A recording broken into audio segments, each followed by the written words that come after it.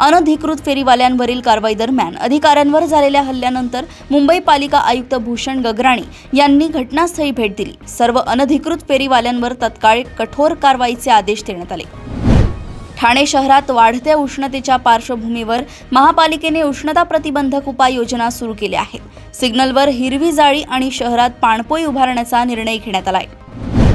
महिला दिनी डहाणू येथे गर्भवती महिलेला प्रसूतीसाठी रुग्णालयाकडून रुग्णालयात धाव घ्यावी लागल्याची घटना समोर आली आहे। डॉक्टरांच्या अनुपस्थितीमुळे महिलेला खासगी रुग्णालयाचा आधार घ्यावा लागला, ज्यामुळे आरोग्य यंत्रणेवर प्रश्नचिन्ह निर्माण झाले आहे।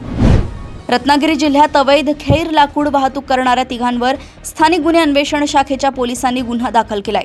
या कारवाईत 11 लाखांहून अधिक किमतीचा मुद्देमाल जप्त करण्यात आलाय। सावंतवाडी तालुक्यातील कुणकेरी येथे शिमगोत्सवातील ऐतिहासिक हुडोत्सव मोठ्या उत्साहात पार पडला। 100 फूट उंच हुड्यावर भाविकांनी दगडांचा वर्षाव करत पारंपरिक सोहळा साजरा केलाय।